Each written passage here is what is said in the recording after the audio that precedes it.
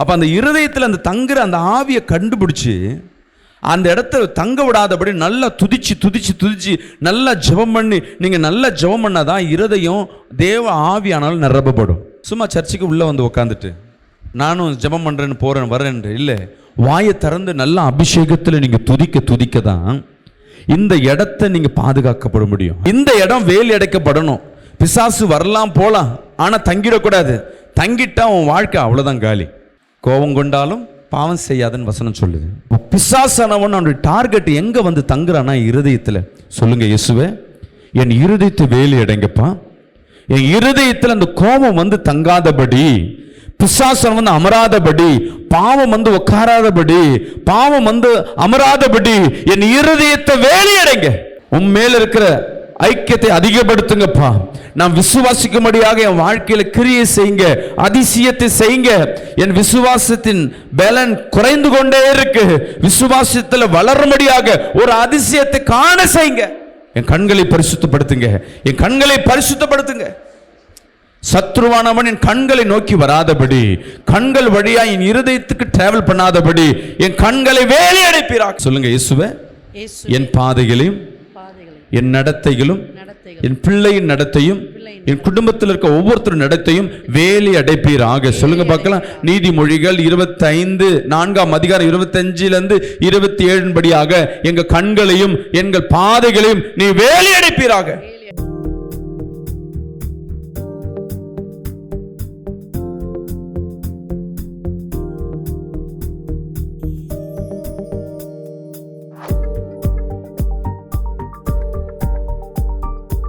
இந்த நாள் நம்மோடு தேவன் பேசுகிற தேவ வார்த்தைக்கு நேரம் நம்ம கடந்து போவோம். நம்மளுடைய வழியும் வாசலும் காக்கப்பட வேண்டும். எனக்கு என்ன தலைப்புனா, எதை காத்தா நம்ம வாழ்க்கை மாறும், எதை பாதுகாத்து கொண்டா நம்ம வாழ்க்கை மாறும். இதுதான் இந்த நாளோட தலைப்பு என்ன, எதை நம்ம பத்திரமா பார்த்து கொண்டா.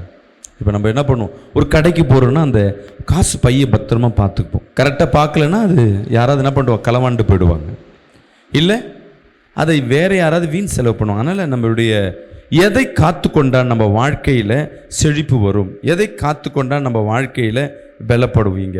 அதுதான் இன்னைக்கு நம்ம வசனத்தின் தலைப்பு. முதல் வசனத்தை வாசிப்போம். 1 நாளாகமம் 9ஆம் அதிகாரம் 19ஆம் வசனத்தை நாம் வாசிக்க கேட்போம்.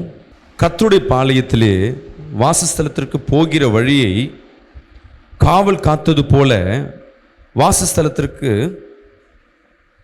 வாசல்களை காவல் காத்தவர்கள். தேவனுடைய வாசல்களை நம்ம காத்துக்கொள்ள வேண்டும். தேவனுக்கு போகிற வழி, கர்த்தருக்கு போகிற வழியை முதலாவது நம்ம வாழ்க்கையில காத்துக்கொள்ள வேண்டும். எந்தெந்த வழி தேவனுக்கு பிரியமான வழி, இது ரொம்ப முக்கியம். சபைக்கு போற காரியம், தேவனை தேடுகிற காரியம் ரொம்ப முக்கியம். இன்னைக்கு வசனத்தை அப்படியே நோட் பண்ணி வச்சுக்கோங்க, ரொம்ப முக்கியமான காரியம். நாகும் 2ஆம் அதிகாரம் 1ஆம் வசனத்தை வாசிப்போம். சிதறடிக்கிறவன் உன் முகத்திற்கு முன்பாக வருகிறான், சிதறடிக்கிறவன் உன் முகத்திற்கு முன்பாக வருகிறான். அரணை காத்துக்கொள், அரணை காத்துக்கொள், வழியை காவல் பண்ணு, வழியை காவல் பண்ணு, அறையை கெட்டியாக கட்டிக்கொள், அறையை கெட்டியாய் கட்டிக்கொள், உன் பலனை மிகவும் ஸ்திரப்படுத்து. நம்மளை கெடுப்பதற்கு சத்ருவானவன் பல வழிகளில் வருகிறான். நம்மளை துன்பப்படுத்துவதற்கு, நம்மளை கெடுப்பதற்கு சத்ருவானவன் வகை தேடி இருக்கிறான். இது மத்தியில நம்ம வாழ்க்கையை எப்படி பார்த்துக்கணுமா, ரொம்ப காவல் காத்து கொண்டே இருக்கணும். தேவனுடைய அவன் முதல் பாதி பிசாசோட தந்திரம் என்னன்னா, தேவன் பக்கம் போகாதபடி உங்களை என்ன பண்ணிடுவான், தடுத்து பிரித்து எடுத்துடுவான். எப்படியாவது உங்களை தடுத்து என்ன பண்ணுவான், தன் வசத்துல அவன் பிடுங்கி வச்சிருப்பான். நீங்க தேவனிடத்துல போகாதபடி உங்களை எந்தெந்த விதத்துல உங்களை தடுக்கணுமோ அதெல்லாம் தடுக்க ஆரம்பிப்பான். யோவான் 10ஆம் அதிகாரம் 9ஆம் வசனம் சொல்கிறது, நானே வாசல், என் வழியை உட்பிரவேசித்தால் அவன் ரட்சிக்கப்படுவான், அவன் உள்ளும் புறமும் சென்று மேய்ச்சலை கண்டடைவான். நானே வழி, நானே வாசல். தேவன் தான் நமக்கு வழியா இருக்கிறார். நிறைய பேர் என்ன பண்ணுவோம், நிறைய பேர் ஃபாலோ பண்ணுவோம். சில பேர் ஊழியக்காரை ஃபாலோ பண்ணுவாங்க. இன்னைக்கு கிறிஸ்துவ பாதையில் ஊழியக்காரை ஃபாலோ பண்ணுவாங்க. ஊழியக்காரை பற்றி என்ன ஃபாலோ பண்ணுவாங்க, அவர் எப்படி ஜெபிக்கிறாரு, எப்படி தேவனோடு இருக்கிறாரு, அப்படி இல்லை. அவர் என்ன ட்ரெஸ்ஸு போடுறாரு, அவர் எப்படி பேசுகிறார். டிஜே தினங்களோட கூட இருந்தவங்க சில பேர் ஃபாலோ பண்ணவங்களாம் அவர் மாதிரி கண்ணை தூக்கிட்டு அவர் மாதிரி அழுது ஃபாலோ பண்ணுவாங்க. இன்னும் சில பேர் அழுது கொண்டே தான் இருக்கிறாங்க அவர் மாதிரி. அவர் உண்மையாகவே அந்த மனதுருக்கத்தின் ஆவியின் மூலமாக அவர் கலங்கினார். அதை காப்பி அடிக்கிறவங்க வெறும் அவருடைய உடம்போட அசைவை தான் ஃபாலோ பண்ணுறாங்க. அவர் எவ்வளோ நேரம் தேவனோடு தனித்திருந்தார், எவ்வளவாய் தேவனிடத்துல ஜெபம் பண்ணினார், எப்படி தீர்க்க தரிசன வரங்களை பெற்றார். இன்னும் சைதாப்பேட்டில் ஒரு விசுவாசி உண்டு. நான் என்ன ஷெல்பர் போடுறேனோ, நான் என்ன ட்ரெஸ்ஸு போடுறேனோ அதே மாதிரி அதே கடையில் போய் வாங்கிட்டு அவன் போட்டு வந்து நிற்பான். ஆனால் ஜெபிக்கிற வாழ்க்கை பார்த்தீங்கன்னா டோட்டலாக ஜீரோ. சர்ச்சில் ஒரு 5 நிமிஷம் உட்கார முடியாது அவனால். ஃபோன் வருதுன்னு ஓடி போயிடுவான், எங்கேயாவது வருவான். ஆனால் என்னென்னா ஊழியக்காரமே ட்ரெஸ்ஸை போடுறது முக்கியம் இல்லை, அவங்க ஆவிக்குரிய வாழ்க்கையில் எப்படி இருக்கிறாங்க ஃபாலோ பண்ணணும். இன்னைக்கு யாரை ஃபாலோ பண்ணணும், எப்படி ஃபாலோ பண்ணணும்? இன்னைக்கு ஊழியக்காரர்களோ இல்லை சில பேர் என்ன பண்ணுவாங்கன்னா உலக தலைவர்களை ஃபாலோ பண்ணுவாங்க. ரஜினியை ஃபாலோ பண்ணுறேன், விஜயை ஃபாலோ பண்ணுறேன். அவன் ஒழுங்காக இருந்தால் அவன் படத்தில் சம்பாரித்து கோடிக்கணக்காக சம்பாரிச்சிட்டு போயிட்டான். அவனை மாதிரி நம்மளும் முடியை வெட்டிக்கிட்டு அவனை மாதிரி ட்ரெஸ்ஸை மாட்டிக்கிட்டு நீ ரோட்டில் சுற்றுறதுனால உன் வாழ்க்கையை ஒரு மண்ணும் என்ன பண்ண போகிறதில்ல. தேவன் சொல்லுகிற ஏன் வாசல் வழியாக நீ உட்பிரவேசி. எது உனக்கு முக்கியம், எப்படி ஃபாலோ பண்ணணும், உன் வாழ்க்கையில் நடக்க வேண்டியது என்ன, நான் யார்படி நடக்கணும், நான் எதைபடி நடக்கணும், ரொம்ப ஜாக்கிரதையாக இருக்கு. படிங்க நீதிமொழிகள் 4ஆம் அதிகாரம் 23ஆம் வசனத்தை வாசி. ஒரு 4 காரியத்தை உங்களுக்கு முன்பாக கொண்டு வர விரும்புகிறேன். எல்லா காவலோடும் இருதயத்தை காத்துக்கொள், அதனிடமிருந்து ஜீவ ஊற்று புறப்படும். சத்துருவானவன் உன்னை கலங்கடிக்கப்படும்படியாக, உங்களை துன்பப்படுத்தும்படியாக அவன் வருகிற வழிதான் இருதயம். பாவமானது கண்கள் வழியா உள்ள போய் இருதயம் வழியா கிரியை செய்து வாய் வழியா வெளியே வரும்னு வசனம் சொல்லுகிறது. இப்ப நம்ம காத்துக்கொள்ளணும்னா பாதுகாக்கப்படணும். முதலாவது ஏன் வியாதிப்படுறோம்? நார்மலாக வியாதி வருதுன்னா ரீசன் என்ன சொல்லுவாங்க, டாக்டர் என்ன சொல்லுவாங்க, நீங்கள் சரியாக சாப்பிடல, சரியாக உங்கள் உடம்பை பார்த்துக்கல. இந்த உடம்பை சரியாக பார்த்துக்காதனால வியாதி உள்ள உட்பிரவேசிக்க ஆரம்பிக்கிறது. ஃபர்ஸ்ட். செகண்ட், சரீரத்துக்கு பார்ப்போம், வீடு ஏன் ஒழுவுது, சரியாக கட்டல, அதனால் வருகிற அனலும் வருகிற மழையும் தடையில்லாதபடி என்ன பண்ணுது, உள்ள ஸ்ட்ரெயிட்டாக வந்துடுது. செகண்ட் காரியம். இப்போ வீட்டை ஒழுங்காக கட்டிட்டா நம்ம பாதுகாக்கப்படப்படும். விவசாயம் வேலையில் விவசாயம் பண்ணுற விவசாயிகள்லாம் பார்த்தீங்கன்னா நல்லா வேலி அடைச்சி வச்சுருப்பாங்க. சரியாக வேலி அடைக்கலைன்னா பன்னிகள், காட்டு பன்னிகள், விலங்குகள் உள்ளே வந்து அந்த பயிரை சேதப்படுத்திட்டு போயிடும். அப்போ சரியாய் பாதுகாக்கப்படாத நிறைய காரியங்கள் இருக்குது. நம்ம வண்டியை சரியாக பராமரிக்கல, பாதுகாக்கப்படலாம், அது பழுதெடுந்து போயிடும். உண்மையா இல்லையா? நம்ம வைத்திருக்க நகைகளை சரியாக பாதுகாக்கப்படலைன்னா அது களவாண்டி போயிடும். அப்போ நம்ம பாதுகாப்பு ரொம்ப முக்கியம். முதலாவது நீ எதை பாதுகாக்கணும், உன் இருதயத்தை. அதான் வசனம் சொல்லுது, எல்லா காவலோடும் உன் இருதயத்தை காத்துக்கொள்.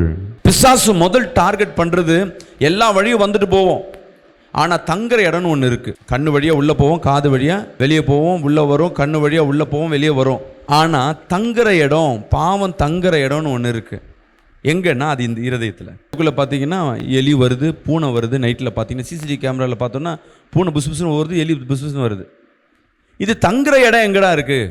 அது சுற்றுற இடம் இல்லை, ஏதோ ஒரு மூலையில் அதுக்கேற்ற உணவோ அதுக்கேற்ற ஆகாரமோ அங்கே இருக்குது. அதனால் அந்த இடத்துல என்ன பண்ணிடுச்சு, அது தங்கி இருக்கு. இப்போ தங்குற இடத்த நம்ம பாதுகாக்கப்படணும். இப்போ கண்களை நம்மளால் என்ன பண்ண முடியாது, பாதுகாக்கிறது ரொம்ப கஷ்டம். நம்ம கண்ணுக்கு முன்பாக அநேக காரியம் வந்துட்டு போவோம். காதில் கேட்கக்கூடாதுன்னு நினைப்போம், ஆனால் 2 பேர் சண்டை போடுறாங்க, அசிங்கமாக பேசுகிறாங்க, நம்ம காதை அடைக்க முடியாது. போகிற வழியில் காதில் கேட்டு தான் வரும். டிவியில் ஏதோ ஒரு நாடகம் பார்த்துட்டு இருக்கீங்க, அது தவறான ஒரு விளம்பரம் வருது, நம்மளால் அதை தவிர்க்க முடியாது, ஒரு செகண்டில் அதை பார்த்து தான் ஆகும். ஆனாலும் அது வந்துட்டு போனாலும் பாவங்களும் சரி துயரங்களும் சரி வந்துட்டு போனாலும் தங்குற இடம், அதை தங்க வச்சுட்டா நம்ம மாட்டிப்போம். அதுக்கு இடம் நம்ம கிட்ட கிடையாது. சொல்லுங்களேன், சத்துருக்கு தங்குவதற்கு இடம் என் கிட்ட கிடையாது. அப்போ அந்த இருதயத்தில் அந்த தங்குற அந்த ஆவியை கண்டுபிடிச்சி அந்த இடத்த தங்க விடாதபடி நல்லா துதிச்சு நல்லா ஜெபம் பண்ணி, நீங்கள் நல்லா ஜெபம் பண்ணாதான் இருதயம் தேவ ஆவியானாலும் நிரப்பப்படும். சும்மா சர்ச்சுக்கு உள்ளே வந்து உட்காந்துட்டு நானும் ஜெபம் பண்ணுறேன்னு போகிறேன் வரேன் இல்லை, வாயை திறந்து நல்லா அபிஷேகத்தில் நீங்கள் துதிக்க தான் இந்த இடத்த நீங்கள் பாதுகாக்கப்பட முடியும். இந்த இடம் வேலி அடைக்கப்படணும். பிசாசு வரலாம் போகலாம், ஆனால் தங்கிடக்கூடாது. தங்கிட்டா உன் வாழ்க்கை அவ்வளோதான் காலி.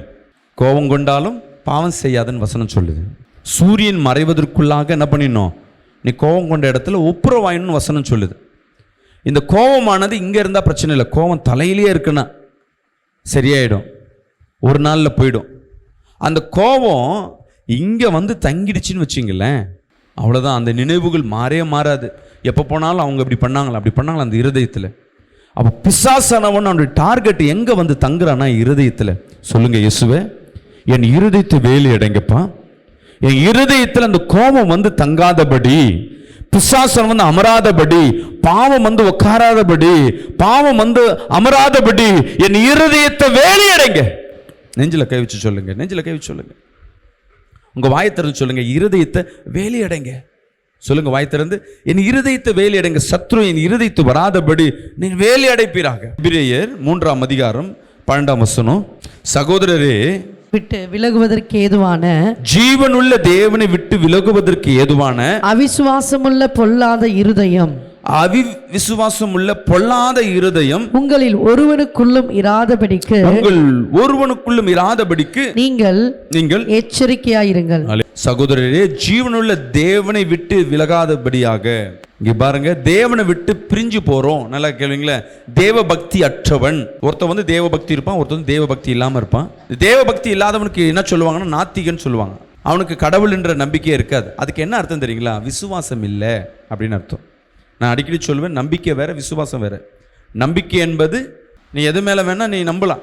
ஆனால் விசுவாசம் என்பது கர்த்தர் உன்னோடு இருப்பார், அவர் பெரிய காரியங்களை செய்வார், அவரால் கூடாத காரியம் எதுவுமே இல்லைன்னு அந்த நம்பிக்கை தேவன் மேலே வைத்து நீ ஒரு பொருள் மேலே நம்பிக்கை வைக்கிறியோ அது அந்த நம்பிக்கை விசுவாசமாய் மாறும். இங்கே நம்பிக்கை எங்கெங்கெல்லாம் இழந்து போறியோ தேவ பக்தி நீ இழந்து போற. உன் பிள்ளையை திருத்த முடியாதுன்னு நீ நினச்சிட்டீங்கன்னா தேவ பக்தி இழந்து போயிட்ட. உங்க வியாதி சுகப்படுத்த முடியாது, தேவனால் சுகப்படுத்த முடியாது, மருந்தால் மட்டுமே சுகப்படுத்தும் நினைச்சிட்டீங்கன்னா தேவனை என்ன பண்ணிட்டீங்க? கைவிட்டுட்டீங்கன்னு அர்த்தம். தேவன் மேல அவிவிசுவாசம். இப்போ நீங்க சர்ச்சுக்குள்ள உட்காந்துட்டோம், சர்ச்சுக்குள்ள அமர்ந்தோம், நீங்க பண்ற ஜபங்கள் ஒன்றும் வீணாய் போகும். ஏன்னா என்ன சூழ்நிலையிலும் தேவன் என்னை கைவிட மாட்டார். சொல்லுங்க பார்க்கலாம். எந்த சூழ்நிலையிலும் என் தேவன் என்னை கைவிட மாட்டார். உங்களுக்குள்ள ஆழ்ந்த விசுவாசம் இருக்கு, இதுதான் காத்துக்கொள்ள சொல்றார். உன் இருதயத்தில் அவிவிசுவாசம் வராதபடி பிசாசன் உன் இருதயத்தில் பேசிக்கொண்டே இருப்பான். இது ரொம்ப முக்கியம். உன் இருதயத்தை நீ காக்க எங்க மறக்கிறியோ அந்த இடத்துல தேவ பக்தி நீ இழந்து போவ. தேவ பக்தி எங்க இழந்து போறியோ தேவோட வல்லமே நீ இழந்து போனவனே மாறுகிற. தேவ மகிமை ஒவ்வொருத்தர் மத்தியில் சூழ்ந்து கொண்டிருப்பதுக்காக நன்றி.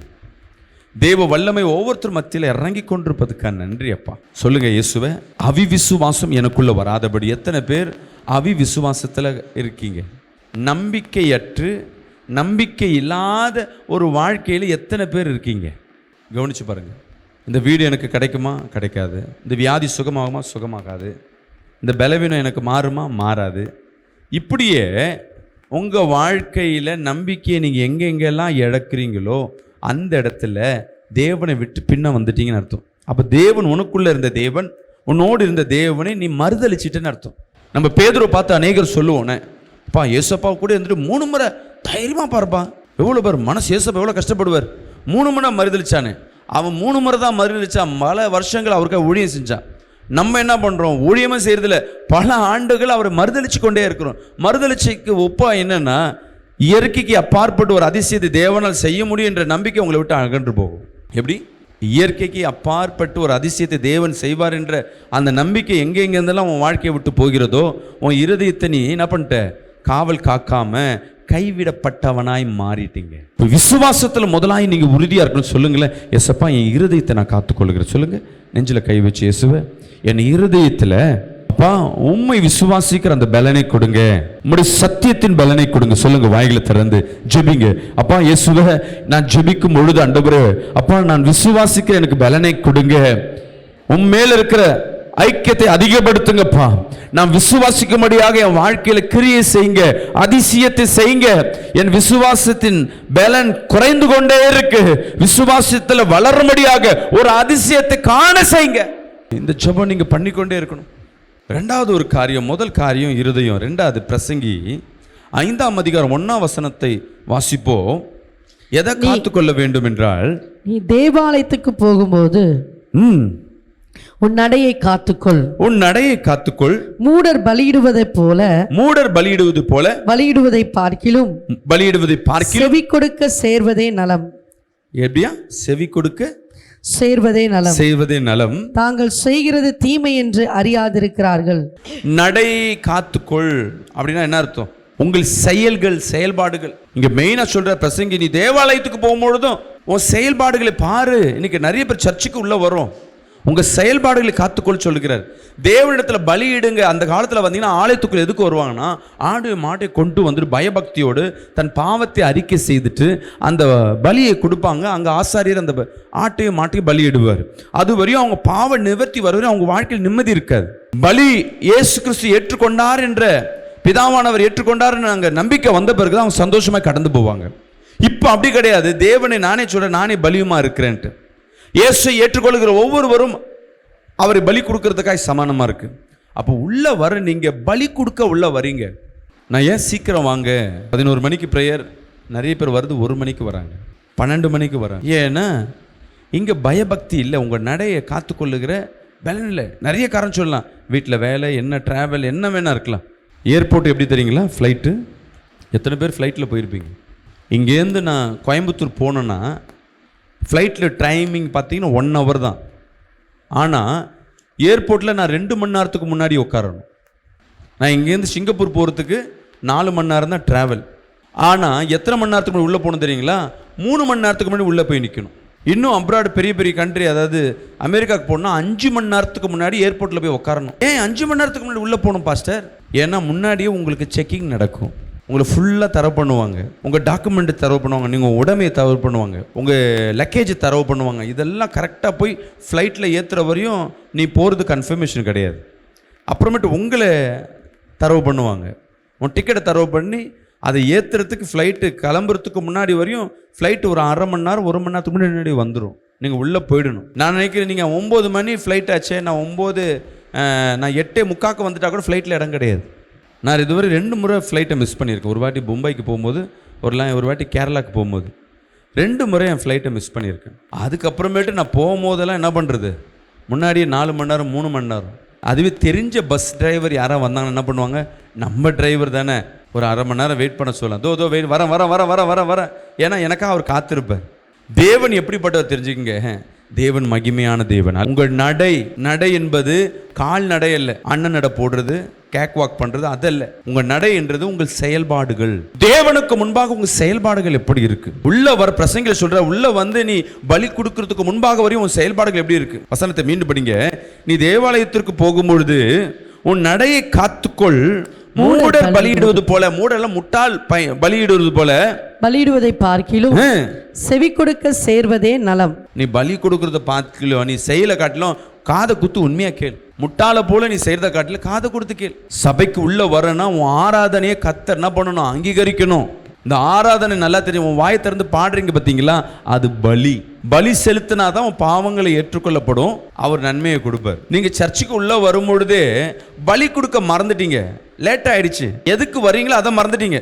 எப்படி இப்படியும் சொல்லலாம், கரையும் கொடுத்து வாங்குறது. ஒரு கடைக்கு போய் காசு கொடுத்து வாங்கணும், டோக்கன் கொடுக்கும்போது தான் வாங்க முடியும். நீ டோக்கன்லாம் கொடுக்காம நீ லேட்டாக வந்துட்டா டோக்கனும் இல்லை, காசும் இல்லை, பொருள் வாங்க முடியாது. தேவ சமூகத்துக்கு உள்ள வரேன்னா அவரிடத்துல நான் பலி கொடுக்க போறேன், நீங்க ஒன்று கொண்டு வந்து கொடுக்க போறீங்க.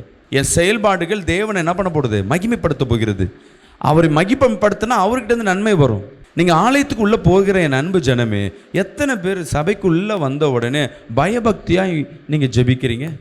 கொஞ்ச நேரம் கண்ணை மூடி உள்ளே வந்து நீங்கள், ஆண்டவரே நான் உன் இடத்துல ஒப்பு கொடுக்குறேன், இந்த ப்ரேயர் டைமில் எனக்கு எந்த டிஸ்டர்பும் வரக்கூடாது, என் ஆவி ஆத்மா உன் இடத்துல சரீரத்தை ஒப்பு கொடுக்குறேன், பாதுகாத்துக்கொள்ளுங்க சொல்லிட்டு நீங்கள் ஜெபம் பண்ணி பாருங்களேன். அந்த ஜெபம் முழுவதும் ஆசீர்வாதமாக இருக்கும். நம்ம பாட்டு ஏதோ ஒன்று திறந்து விட்டதுமே உள்ளே வந்து நம்ம ஒரு சேர்லையோ கீழே உட்காருவோம், மற்றவங்க என்ன பண்ணுறான்னு பார்த்துட்டு இருப்பீங்க. அந்த வார்த்தை கேட்குறதுக்கே ஒரு 10 நிமிஷம் ஆகும். ஏன்னா வெளியே ட்ராவல் பண்ணிவிட்டு உள்ளே வந்து இந்த அபிஷேகம் இந்த ஆராதனையோடு 1.5 மணி ஆகிறதுக்கு நீங்கள் அந்த டைமில் துதிக்க ஆரம்பிச்சிட்டிங்கனாவே உங்கள் சரீரங்கள், உங்கள் ஆத்துமாக்கள் எல்லாம் ஒன்றிணைக்கப்படும். செயல்பாடுகளை ரொம்ப கவனிங்க. ஆலயத்துக்குள்ளே மட்டும் இல்லை, உங்கள் குடும்ப வாழ்க்கை, உங்கள் செயல்பாடுகள் எப்படி இருக்குது, உங்கள் நடைமுறை. இங்கே உள்ள ஆலயத்துக்குள்ளே வரீங்க, வேலைக்கு போகிறீங்க, உங்கள் செயல்பாடுகள், நீ ஆவிக்குரிய பிள்ளை, உன் செயல்பாடுகள் எப்படி இருக்குது, உன் குடும்பத்தில் உன் செயல்பாடுகள் எப்படி இருக்குது. நிறைய பேர் நான் ஜெபம் பண்ணுறேன், எனக்கே விடுதலை கிடைக்கல, நான் சர்ச்சுக்கு நீ சர்ச்சுக்கு எல்லாம் வர, உன் வீட்டில் உன் வேலை சினத்தில் உன் செயல்பாடுகள் எப்படி இருக்குது, பரிசுத்தமாக இருக்கா, உன் நடைகள் எப்படி இருக்குது. நம்ம கோபத்தில் எல்லாரையும் எடுத்தறிஞ்சு பேசிடலாம், ஆனால் போனதை திருப்பி வாங்கிக்க முடியாது. அதனால் ரொம்ப முக்கியம் உன் நடை. தேவனுக்கு முன்பாக நான் இப்போ இங்கே வசனம் சொல்லுது, தேவனுக்கு முன்பாக நீ பலி செலுத்துவது எப்படி. நீதிமொழிகள் 4ஆம் அதிகாரம் 25லேருந்து 27 வரையும் படிங்களேன். உன் கண்கள் நேராய் நோக்க கடவது. உன் கண்கள் எப்படி இருக்கணுமா, உன் பார்வை. இந்த வசனத்தை ரொம்ப நோட் பண்ணிக்கங்க. நீதிமொழிகள் 4ஆம் அதிகாரம் 25ஆம் வசனம். ஒரு ஆண்களுடைய பார்வை கரெக்டாக இருக்கா செக் பண்ணுறது எப்படி தெரியுங்களா? ஒரு பெண்கள் கரெக்டாக சொல்லுவாங்க. எப்படிமா ஒரு ஆண்கள், நல்ல ஆண்களோட பார்வை எப்படி இருக்கும்? எதை பார்த்து பேசுவான்? உடம்பை பார்த்து பேசுவானா, கண்ணை பார்த்து பேசுவானா? கண்ணை பார்த்து பேசுவான். அவங்களுக்குள்ள இச்சைகளும் வேசித்தனமோ இல்லை தவறான எண்ணங்கள் ஒரு மனசில் ஓடிக்கொண்டே இருக்குது, அவங்க இருதயம் அழுக்கடைந்து இருக்குன்னா அவங்க கண்கள் ஸ்ட்ரைட்டாக இருக்காது. பார்வை பேசிட்டே இருந்து அப்படியே கண்கள் அப்படியே ஓடிட்டே இருக்கும். யார் ஒருவர் உங்ககிட்ட பேசும்போது கண்ணை மட்டும் பார்த்து பேசுகிறாங்களோ அவங்க பார்வை சிந்தனையில் எந்த தவறும் இல்லைன்னு அர்த்தம். கண்ணு சிதறிக்கொண்டே இருக்கு, ஒன்றை பார்க்கலன்னு கூட பரவாயில்ல, நீங்கள் பேசிகிட்டே இருக்கீங்கன்னா அவங்க கண்ணு வேற எங்கேயோ போகுதுன்னாவே அவங்க சிந்தனை சரியில்லை. ஒரு வேளை உன் பிள்ளை அந்த மாதிரி இருக்கலாம், உன் குடும்பத்தில் உன் கணவன் அந்த மாதிரி இருக்கலாம், இல்லை நீங்கள் அந்த மாதிரி இருக்கலாம். முதல் தெரிஞ்சுட்டு அதை ஜபத்தில் வைங்க. இயேசுவே என் கண்களை வேலைங்க சொல்லுங்க பார்க்கலாம். இயேசுவே என் கண்களை வேலி அடைங்க. அப்பா நான் தவறானதை பார்க்காதபடி என் கண்களை வேலி அடைங்க. என் பிள்ளையின் கண்களை வேலி அடைங்க, என் மனைவியின் கண்களை வேலி அடைங்க, என் கணவனின் கண்களை வேலி அடைங்க. கண்ணு ரொம்ப முக்கியம். நான் அடிக்கடி சொல்றேன், வசனம் சொல்லுது பாவம் கண்ணு வழியா உள்ள போவோம். நீங்க தங்குற இடத்த காலி பண்ணிட்டீங்க. நல்லா கவனிங்க. ஃபர்ஸ்ட் இருதயத்தை தங்கி வந்து எங்க நிக்குதோ கூடு எங்கடா கூட உடைப்போம்னா அது வந்து சுத்திட்டே இருக்கும். முதல் வீட்டில் ஒரு குருவி கூடு கட்டி இருக்கு, வந்து சுத்திட்டே இருக்கு. காக்காவோ ஏதோ ஒன்று கூடு கட்டி இருக்குன்னா முதல்ல என்ன கண்டுபிடிப்பீங்க? இல்லை எலி வந்து தங்குதுன்னா முதல் எலி தங்குற இடத்த கண்டுபிடிப்பீங்க. தங்குற இடத்த கண்டுபிடிச்சுன்னா அதை க்ளீன் பண்ணி அந்த இடத்துல வராதபடி பண்ணிடுவீங்க. அதுக்கப்புறம் தான் அது எங்கேருந்து வருதுன்னு சொல்லிட்டு அதை நோக்கி பார்ப்போம். அதே போல தான் ஒரு பாவமானது உள்ளே வந்து தங்காமல் அதை முதல் க்ளோஸ் பண்ணிவிட்டு செகண்ட் நீ கையை வைக்கிறது உன் கால்கள் பாதங்கள், ரெண்டாவது உன் கண்கள். கண்கள் ரொம்ப முக்கியம். கண்கள் வழியாக தான் பாவம் உள்ளே போகும். உங்களுக்கு தெரியும், வெளியே யாருக்கும் தெரிய வேணாம். இங்கே வந்திருக்க இந்த செய்தி கேட்குற உங்களுக்கு தெரியும் உன் கண் எப்படி இருக்குது. உன் கண் கரெக்டாக பார்க்குதா, பாவமானதை பார்க்குதா, எதை தேடுகிறது என்று வேறு யாருக்கும் இல்லை, உனக்கு தான் தெரியும். உடனே நீ பாவி என்று முத்திரை கொடுத்தவனா, அந்த பாவத்தை ரட்சிக்க தான் என் தேவன் வந்திருக்கிறார். இன்னைக்கு உங்களை குற்றப்படுத்த வரல, அதை க்ளீன் பண்ண வந்திருக்கிறோம். சொல்லுங்களேன், இயேசுவே என் கண்களை பரிசுத்தப்படுத்துங்க. சொல்லுங்க பார்க்கலாம். கண்களை கை வச்சு இயேசுவே என் கண்களை பரிசுத்தப்படுத்துங்க, என் கண்களை பரிசுத்தப்படுத்துங்க, என் கண்களை பரிசுத்தப்படுத்துங்க. சத்ருவானவன் என் கண்களை நோக்கி வராதபடி, கண்கள் வழியா என் இருதயத்துக்கு டிராவல் பண்ணாதபடி என் கண்களை வேலை அடைப்பீராக. படிங்க. என் கண்களை நேராய் நோக்க கடவுது. உன் கண்களை நேராய் நோக்க கடவுது. உன் கண் இமைகள் உனக்கு முன்னே செவ்வையாய் பார்க்க கடவுது. சொல்லுது பாருங்க, உன் கண் இமை கூட உனக்கு முன்பாய் செம்மையாய் பார்க்க கடவுது. உன் கால் நடையை சீர்தூக்கி பார். நடையை சூர்த்திக்கு பாருன்னா கால் தூக்கி தூக்கி நடக்கணும் இல்லை. நான் எந்த பகுதிக்கு போறேன், என் ஃப்ரெண்டு யாரு. இந்த ஆண்களுக்கு பார்த்தீங்கன்னா குடிகாரங்க பார்த்தீங்கன்னா ஈவினிங் 6 மணி ஆனால் அந்த கால் நடை எங்கே போகும்? மேக்கன் சூனியக்கார பொம்மை மாதிரி எல்லா குடிகாரனும் பார்த்தீங்கன்னா ஸ்ட்ரைட்டாக, கொரோனா வந்தாலும் சரி, மழை புயல் அடித்தாலும் சரி, ஸ்ட்ரைட்டாக பாருக்கு தான் ஓடும் அந்த கால் நட. எவ்வளோ சகோதரிகள் அந்த குடும்பத்துக்கு ஜெபம் பண்ணுவீங்க தெரியுமா? அந்த காலை மாற்றுங்க. சில பேர் பாவத்துக்கு தேடி ஓடி போகும், விபச்சாரத்துக்கு அந்த கால்கள் தேடி ஓடி போகும், வீண் கதையை பேசுவதற்கு உன் கால் தேடி போகும். ஆவிக்குரிய வாழ்க்கைக்கு இன்னைக்கு சபைக்கு வரணும், இன்னைக்கு ஊழியம் பண்ணணும், உனக்கு கொடுக்கப்பட்ட கடமை கட்டளை நீ பொறுத்தன. 3வது, ஒரு சினிமா டிக்கெட் வருது, இல்லை ஃப்ரெண்ட்ஸுங்க வர்றாங்க, இல்லை சொந்தக்கார கல்யாணம் வர்றாங்க, ஒரு ஃபெஸ்டிவல் வருதுன்னு உடனே உன் கால் என்ன பண்ணுது? ஒரு நாள் தானே மாற்றி போகலான்னு காலை வைப்ப, அங்கே இடத்துல ஒரு பிரச்சனையை உண்டு பண்ணும். நிறைய பேர் நினச்சிங்க, நான் ஏதோ ஒரு சூழ்நிலை செவ்வாய்க்கிழமை, ஞாயிற்றுக்கிழமை, வெள்ளிக்கிழமை நான் ஸ்பெஷல் ப்ரேயருக்கு வந்துட்டு போகிறேன்னு. நீங்கள் எவ்வளோ விசேஷமாக பாதுகாக்கப்பட்டு கொண்டிருக்கீங்க தெரியுங்களா? உங்களுக்கே தெரியாமல் நீங்கள் ஒரு பெரிய பாதுகாப்பில் இருக்கீங்க. ஒரு வாரம் ஞாயிற்றுக்கிழமை ஆலயத்தில் காலை வைக்கலைன்னா உங்கள் சமாதானத்தை இழந்து போவீங்க.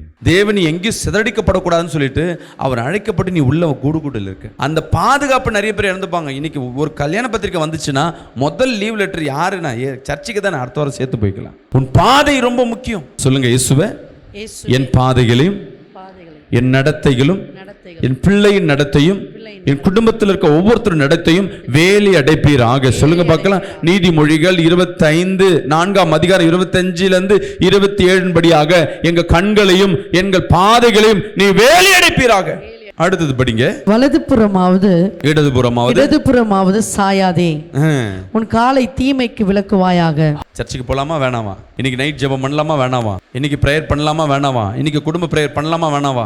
சண்டையா இருக்கு நாளைக்கு பண்ணிக்கலாம், ரொம்ப டயர்டா இருக்கு நாளைக்கு பண்ணிக்கலாம். தீமை கிடையாது. நீ நன்மை செய்யறது ஒரு நாள் விட்டாவே அதுக்கு பேர் தீமை. ஜெபம் பண்ணாம ஒரு நாள் விடுறேன்னா அது தீமைக்கு நேரா நீ நடந்து போறேன்னு அர்த்தம். அந்த ஒரு நாள் தேவனுக்கு கொடுத்த ஒரு நாள் என்ன பண்ற? உன் டிவிக்கோ மொபைலுக்கோ தூக்கத்துக்கு கொடுக்குற. ஜெபிக்கிறோம், சண்டைக்கு போறோமா, வீட்டில் சண்டை போட்டுன்னு இருப்பாங்க, பக்கத்து வீட்டில் நீ வம்படி என்ன பண்ணுவ? அந்த சண்டையை தடுக்கிறதுக்கோ இல்லை போய் கேட்க, என்ன என் பிள்ளை எப்படி கேட்கலாம், என் மருமகன் எப்படி கேட்கலாம், என் பிள்ளை எங்கள் சொந்தக்காரரை எப்படி கேட்கலான்னு சொல்லிட்டு என்ன பண்ணுவோம்? முட்டுக்கட்டி போய் அங்கே போய் நிற்போம். அங்கே தான் பிரச்சனை ஆரம்பிக்கும். நல்லா தெரிஞ்சுக்கிங்க. உங்கள் பாதை நீ என்ன பக்கம் சாயிற, வசனம் சொல்லுது, இடப்பக்கம் வலது பக்கம் சாயாதபடி நேர்கோட்டில் களைப்பேல் மேல் கையை வச்சாச்சு, தேவனை சார்ந்து வந்தாச்சு. ஜெபிச்சா விடுதலை கிடைக்குமா கிடைக்காதா? நான் கடையை ஆரம்பிக்கிறேன், இது நடக்குமா நடக்காதா? இந்த பிஸ்னஸ் பண்ணுறேனே பண்ணுமா பண்ண முடியாதா? கர்த்தர் மேல் பாரத்தை வை, கலங்கி தவிக்காத. ஆரம்பம் அற்பமாக தான் இருக்கும். தேவனிடத்தில் உள்ளே வந்துட்டீங்கன்னா சூழ்நிலைகள் எதுவும் சாதகமாக இருக்காது.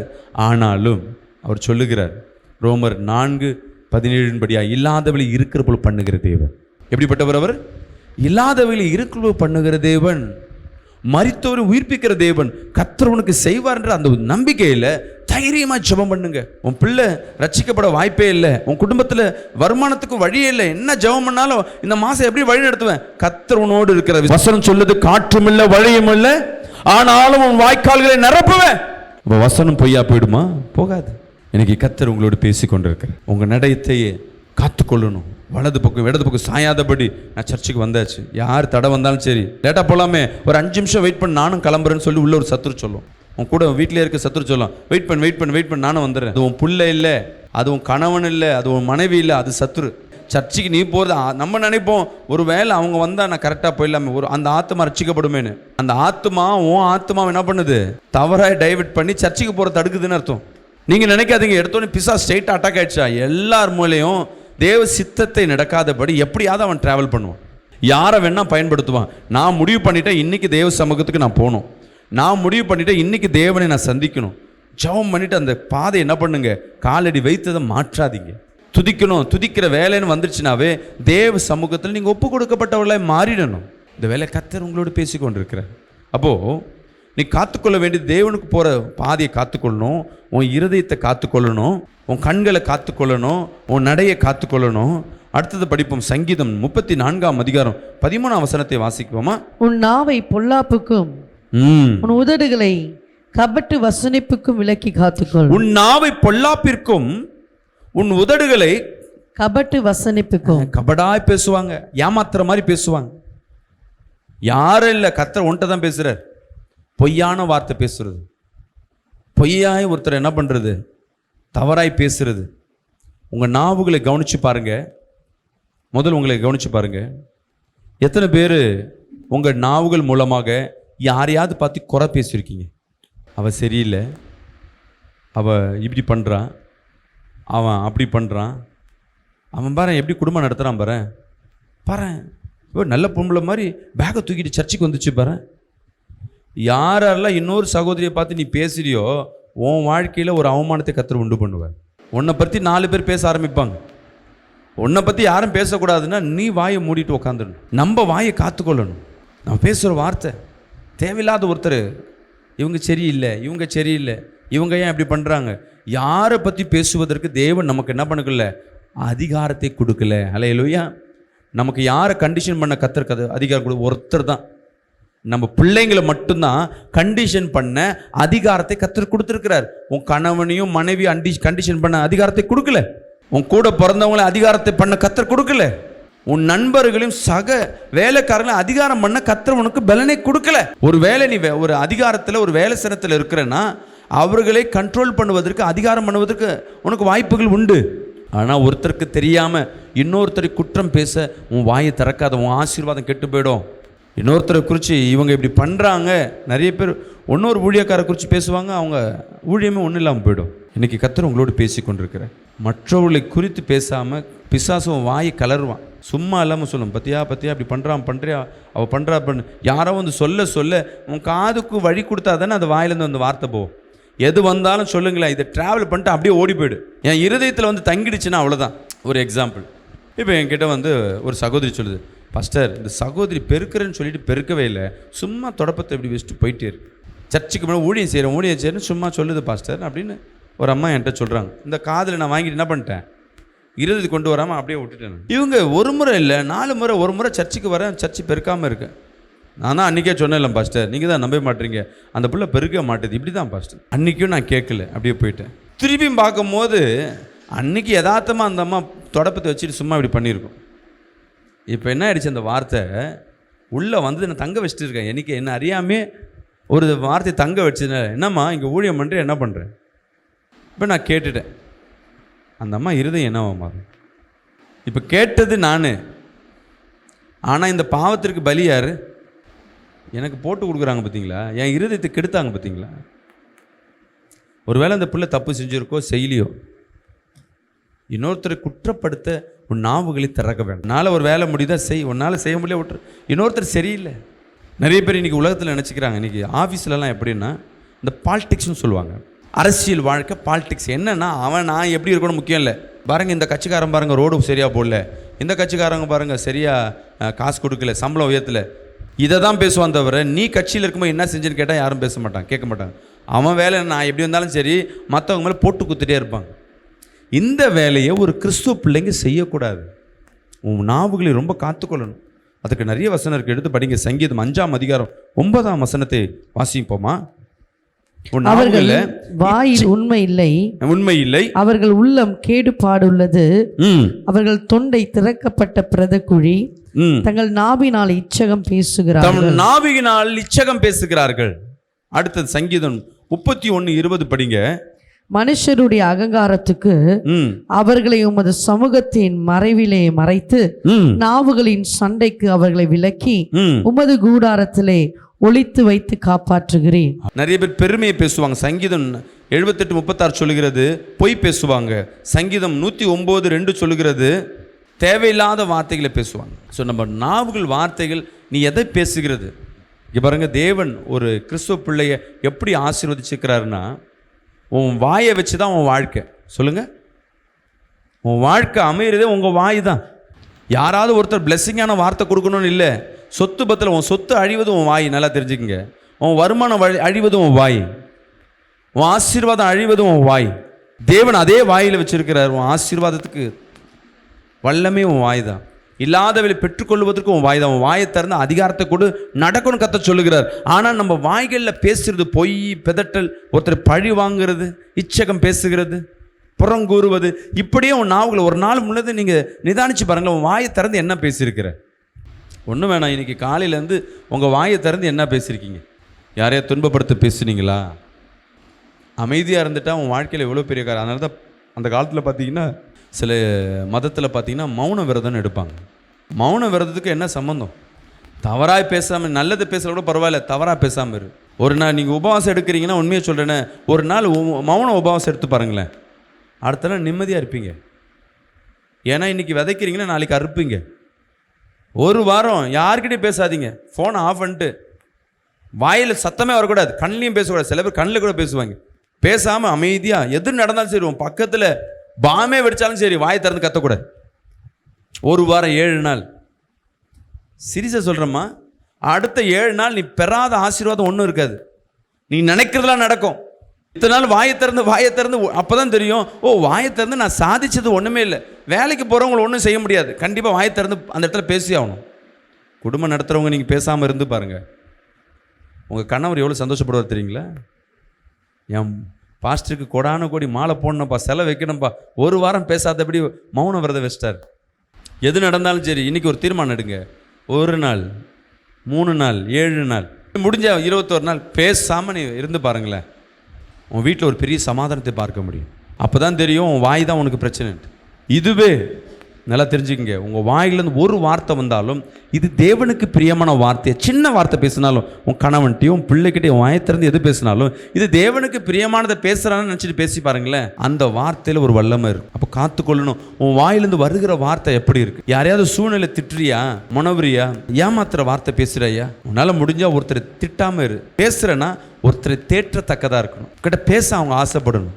ஒருத்தர் ஒரு குறையை சொல்லி அவங்களை துன்பப்படுத்தாமல், அவன் செய்த குறைகளை சொல்லி அவனை கஷ்டப்படுத்தாமல். ஒரு கணவன் என்ன பண்ணுவோம், மனைவி குறித்து குறை சொல்லி கணவனை கஷ்டப்படுத்துவாங்க. கணவன் நம்ம மனைவியை குறை சொல்லி குடும்பத்தில் சண்டை. அந்த இடத்துல அவங்க செய்த நன்மையை புகழ்ந்து பாருங்களேன், உங்கள் வாழ்க்கையில் ஒரு பெரிய சமாதானம் ஏற்படும். கடைசியாக ஒன்று காரியம் எடுத்து படிங்க. 4வது 2 தீமோத்தேயு 1ஆம் அதிகாரம் 14ஆம் வசனத்தை வாசிப்போம். உன்னிடத்தில் ஒப்புவிக்கப்பட்ட அந்த நற்பொருளை நமக்குள்ளே வாசம் பண்ணுகிற பரிசுத்த ஆவியினாலே காத்துக்கொள். நற்பொருள் என்ன? நல்ல குணங்கள் எடுத்து படிங்க. 1 நாளாகமும் 9ஆம் அதிகாரம் 26லேருந்து 29 வரையும் படிங்களேன். தேவ ஆலயத்தில் ம் பண்டக சாலைகள் மேலும் பொக்கிஷ சாலைகள் மேலும் உள்ள விசாரணை உத்தியோகம் லேவியரான அந்த 4 பிரதான காவலாளர் வசத்தில் ஒப்புவிக்கப்பட்டது. காவல் அவர்களுக்கு ஒப்புவித்திருந்தபடியால் அவர்கள் தேவாலயத்தை சுற்றிலும் தங்கி இருந்து காலமே கதவுகளை திறந்து விடுவார்கள். அவர்கள் சிலரிடத்தில் ஆராதனை பனிமுட்டுகள் ஒப்புவித்திருந்தது. அவர்கள் அவைகளை எண்ணி உள்ளே கொண்டு போய் எண்ணி வெளியே கொண்டு வருவார்கள். அவர்களில் சிலர் மற்ற பனிமுட்டுகளின் மேலும் பரிசுத்த பாத்திரங்கள் எல்லாவற்றின் மேலும் மெல்லிய மர திராட்சரசம் எண்ணெய் சாம்பிராணி சுக வர்க்கங்களின் மேலும் விசாரணைக்காரராய் இருந்தார்கள். கவனிங்க, உங்க செயல்பாடுகள், உங்க நடத்தைகள் ரொம்ப காத்துக்கொள்ளணும். இன்னைக்கு ஒரு காரியத்தை செய்கிறீங்கன்னா அதில் தேவ சித்தம் இருக்கா?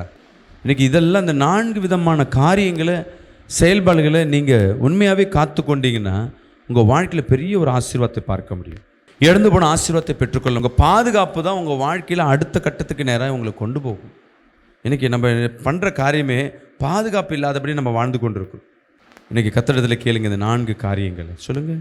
தெய்வ வல்லமை இறங்கும்படியே செபிக்கிறோமப்பா. அப்பா, தேவைகளை சந்திக்கும்படியே செபிக்கிறோமப்பா. தெய்வ ஆவியன் தொடும்படியே செபிக்கிறோமப்பா. தெய்வ மகிமை இறங்கும்படியே செபிக்கிறோமப்பா. இப்பொழுது உங்களுடைய கிருபை இவர்கள் மத்தியில் இறங்கும்படியே செபிக்கிறோம். என்னென்ன தேவைகளுக்காய் வந்தார்களோ அந்த தேவைகள் சந்திக்கப்படும்படியே செபிக்கிறோமப்பா.